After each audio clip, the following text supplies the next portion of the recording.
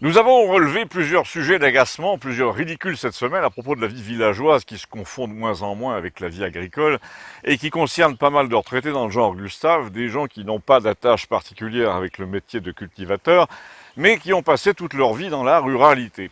Le prétexte à toutes ces discussions que nous avons eues samedi sur la ruralité, c'est la stupide opération de séduction de notre jeune gandin de président, qui est à peu près rural comme je suis glabre et mondain moi-même, mais qui a tenu quand même à venir flatter l'esprit campagnolesque à domicile, ou presque. Ça se passait à moins de 100 km d'ici. Notre village est loin d'être l'un des plus beaux de France. La perle la plus proche de chez nous, c'est la petite cité de Conques.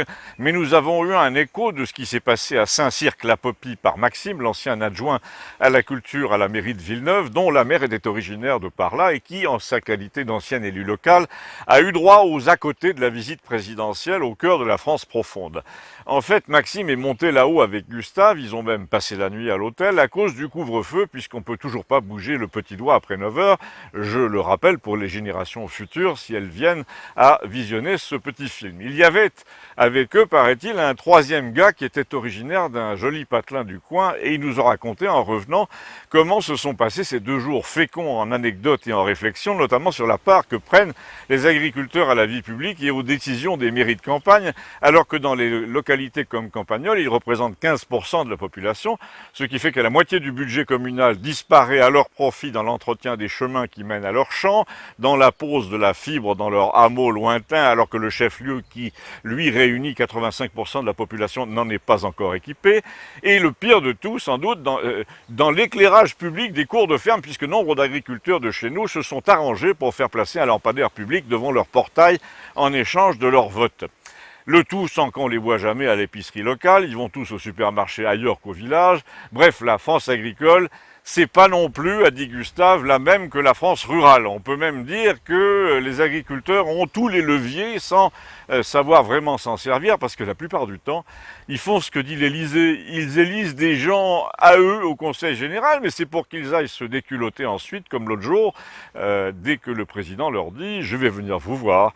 Et là, Gustave nous a brossé devant notre copain Maxime, qui a prouvé de la tête un tableau accablant de ce qu'il avait entendu dans le sillage du président à Saint-Cirque-la-Popie. Déjà avant nous, a-t-il dit, tu t'aperçois qu'il y a des bataillons de communicants qui sont venus, qui sont passés pour dire, il va venir par chez vous, voulez-vous être sur le parcours? Ensuite, on vérifie les identités, c'est tout juste si on ne distribue pas un petit drapeau à agiter sur son passage, comme sous la Troisième République.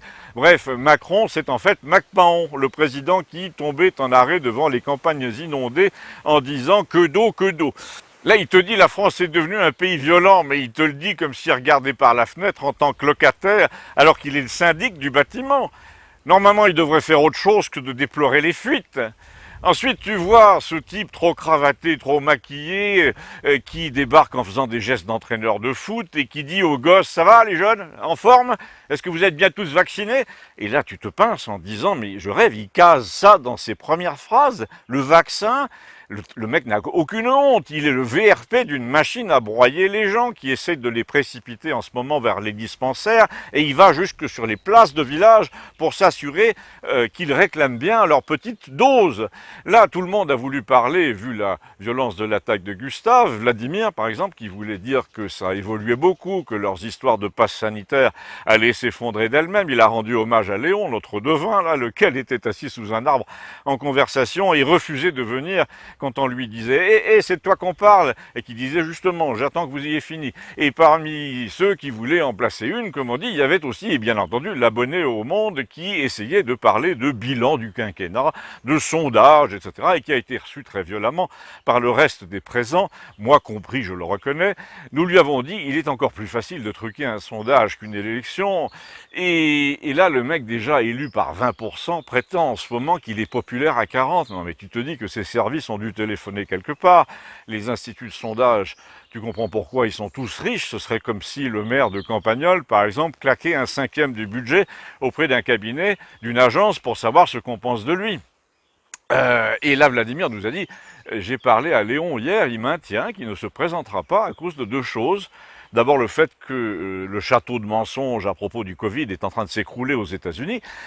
et que le coup, faites gaffe, planquez-vous, il y a un nouveau variant qui arrive, et ben ça marche plus du tout, parce que la souche indienne, par exemple, qui devait tout dévaster sur son passage, on s'est aperçu qu'avec une distribution divers machins, là, pendant 15 jours, on arrivait à aplatir la courbe à New Delhi, et que les gens commencent à se raconter des histoires louches en parallèle et vérifiées de pensionnaires d'une abbaye où tu comptes 12 morts après la picouse dans les 15 jours qui la suivent, certains acteurs, personnages publics, médecins qui frimaient au début en disant vous voyez j'ai eu ma deuxième dose hier, clac, 10 jours après, et il y en a pas mal, et là je vous passe tout un pan de la conversation, hein, mais dans certains villages, dont celui du copain de Maxime, là-haut dans le Lot, tu vois des cas comme mari et femme, 80 ans, qui ont eu les 2 doses et qui claquent tous les deux dans le mois qui suit, ça fait quand même un peu désordre. Gustave n'a pas laissé s'exprimer l'abonné au monde, là-dessus il a continué, il a dit j'en ai une bonne à vous raconter, mais comme on disait avec insistance à Vladimir, tu nous as pas dit quelle est ta deuxième raison, la deuxième raison pour laquelle Léon dit que Tchoupi ne va pas se représenter. Gustave a répondu justement c'est ce que j'allais dire. Et ce que j'allais dire répond à la question. Et en tout cas, a dit Vladimir, il intéresse le système parce qu'il va pomper d'un coup le 10e ou le 20e de l'épargne des Français en piquant l'argent disponible après, mettons, 100 000 euros. Ça va se passer probablement au mois d'août ou septembre. Il va renflouer les banques comme ça et les caisses de l'État. Et là, Maxime, en regardant Gustave, s'est adressé à moi. Il m'a dit, t'en as parlé dans ta chronique d'un directeur de Crédit Agricole là, qui était maire de son village et tu trouvais que c'était quand même limite la double casquette parce qu'il accordait des subventions et des permis de construire à des gens qui étaient ses clients à la banque. Eh ben, là-haut, à Saint-Cirque-la-Popie, on en a vu un autre. Quand on est monté dans le Lot, là, un type qui, figure-toi, non seulement traficotait les permis de construire, mais carrément profitait de son boulot de maire et de banquier pour racheter à titre perso des maisons de son propre village. Et ce type nous a confirmé ce que disait Léon. Il a dit, il faut acheter de la paix en ce moment avec tout ce que tu as au-dessus de 100 000 parce qu'ils vont te le piquer. Vladimir a dit, avec moi c'est vite réglé, tout ce que j'ai c'est au-dessous de 5 000. Mais notre abonné au monde, qui vit de ses rentes depuis 10 ans, va peut-être être obligé de chercher une place au conseil départemental. Et Gustave a dit, moi je crois à la prophétie de Léon, surtout à cause du fait qu'on va retrouver des conversations de Tchoupi avec Trudeau par exemple, qui témoigneront que tout le truc Covid est un véritable coup monté. Et là, Vladimir nous a brossé un tableau assez saisissant, car il était au courant de tout le dossier de la politique menée par les grands agents d'opinion que sont Bill Gates, Zuckerberg pour Facebook, le président de Twitter, celui d'Amazon. En gros, en résumé, tous ceux qui doutent de la Chine est banni en ce moment, tous ceux qui doutent de la politique de la Manche relevés dans les hangars, tous ceux qui doutent du fameux pass sanitaire est censuré sur Facebook. Mais surtout, a dit Vladimir, tu t'aperçois que ces gens investissent depuis le début, presque depuis avant l'événement, dans le marché de la piqûre obligatoire. Je dis même pas au lieu de soigner les gens, je dis en interdisant de parler même de soins, en bannissant tout discours favorable à un traitement initial, comme si on cherchait à condamner la plupart des issues de secours en laissant une seule porte de sortie ouverte. Et qu'y a-t-il derrière la porte? Eh bien, il y a les 2 doses. Et dès le début, il y a un an, tu as vu arriver les premiers salopards en blouse blanche qui te disaient il ne faut pas rêver de traitement, laissez tomber. Si on trouve un remède, c'est le vaccin.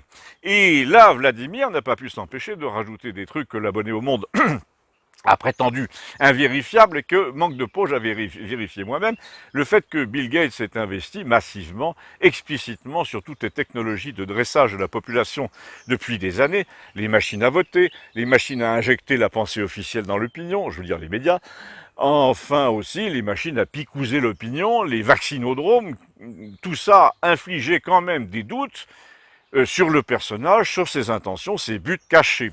Pourquoi cette passion de la vaccination chez un type qui n'est pas médecin? Pourquoi relayé par Zuckerberg aussitôt? Pourquoi Facebook a-t-il investi comme Bill Gates dans les machines à voter? Là, l'abonné au monde a inévitablement relevé l'expression but caché qui était complotiste et Léon est revenu vers nous pour nous entendre, pour y entendre l'épilogue et pour y participer comme d'habitude. Vladimir a dit à l'abonné au monde, ça te gêne pas toi que le type qui a donné des millions à ton journal, la Bill Gates, soit allé plusieurs fois sur l'île maudite du type qui ramassait des fillettes, la Epstein pour les milliardaires, qu'il est promené partout avec lui dans toutes les associations philanthropiques, qu'il ait visité des pensionnats de jeunes filles en Russie avec lui. On n'a pas de preuves, a dit l'abonné au monde, ce sont des racontards. Mais si, on a des photos, a dit Vladimir, où on voit le type, là, Epstein, dans des salles de classe en Russie dans les années 90, Quand on sait ce qu'il fabriquait sur son île, on frémit un petit peu quand même, et on frémit encore plus de voir que Microsoft est associé à pas mal de gens dans ce panier de crabe. On frémit encore plus quand on voit que la femme de Gates a demandé le divorce après 27 ans, dès que l'enquête s'est mise à révéler tout ça. Je vois pas en quoi ces histoires de balais roses nous concernent, a dit l'abonné au Monde. Alors là, je suis intervenu et je dis, moi, je vois que la société tentaculaire Microsoft arrive à caser ses produits dans la moindre mairie. Je vois que dès que la secrétaire de mairie arrive le matin, allume l'ordinateur, l'ordinateur téléphone à la maison mère aux États-Unis. Je vois que rien n'est protégé contre les intrusions, ni nos décisions politiques, ni nos marchés publics, ni nos secrets industriels, et tout ça avec l'aide, avec la complicité de nos gouvernements. Je vois que dans nombre de cas, les formulaires à remplir en ligne dans les ministères, sur Internet, ne marchent qu'avec les logiciels de Microsoft. Alors, quand on me dit que la firme, ses dirigeants, ses actionnaires, ses fondateurs historiques, sont proches des passagers du Lolita Express, de la fondation Clinton, des entreprises qui fabriquent des machines à voter, des entreprises qui fabriquent des vaccins génétiques, des gouvernements qui cherchent à les caser. Ça me fait quelque chose quand j'entends, par exemple, le président français débarquer dans un village du Lot et dire à des adolescents « ça va les mecs, ça baigne, vous allez vous faire vacciner ». Pour moi, je dis, vu le contexte, c'est exactement comme s'il leur disait « ça va, vous avez bien acheté la suite Office 2021 ». Comme on vous l'a dit, comme on vous l'a prescrit. Alors là, l'abonné au Monde qui suintait le ressentiment et dont le journal, rappelons-le, touche en effet 3 ou 4 millions de dollars par an de Bill Gates, m'a répondu que je donnais crédit à tous les complotismes et que c'était extrêmement grave vu ma position car je faisais partie des influenceurs. J'ai répondu que je gagnais 25 000 par an et que ma position comme influenceur était assez misérable quand on la comparait à celle de Bill Gates. Ce qui est extrêmement grave, lui ai-je dit, c'est quand on peut faire acheter des États entiers, des régions, quand on peut transformer des populations, notamment en Inde et en Afrique, en cobayes biologiques, en esclave économique de la Chine, quand on peut décréter ce qui convient à toute la planète en même temps sur un trait de plume. Et pour en revenir à notre Macron, ce qui est très grave, c'est quand on devient un soldat de ce système, quand on cherche à nous fourguer de force le QR code à l'entrée des magasins, la double identification, le masque carrément tatoué dans les esprits dès la naissance, et tout ça, ai-je conclu, un peu énervé, en allant dans les petits villages historiques comme le nôtre ou comme Saint-Cirque-la-Popie, pour dire aux gens, j'espère que vous êtes tous vaccinés. Il vient pas nous dire « je pense à vous, je vous estime, je tiens compte de vous », mais vous allez tous y passer, vous allez passer sous la toise. Là, Léon a repris sagement la parole, parce que je m'énervais carrément trop, et il nous a garanti, une fois de plus, que les œuvres du diable ne pouvaient pas marcher, ne pouvaient pas fonctionner, qu'il allait forcément trébucher avant la fin, que la Providence l'obligerait à montrer son vrai visage, et que les gens se détourneraient de lui au dernier moment. Gustave a dit « tu parles de quoi, là, le visage de Macron ou celui du diable ?» Et Léon a répondu, ça vaut pour les deux, si toutefois c'est pas le même. Puis Léon est redevenu sérieux, comme à son habitude, et il a dit, quand on y réfléchit, c'est l'armée qui détient la clé partout dans nos pays.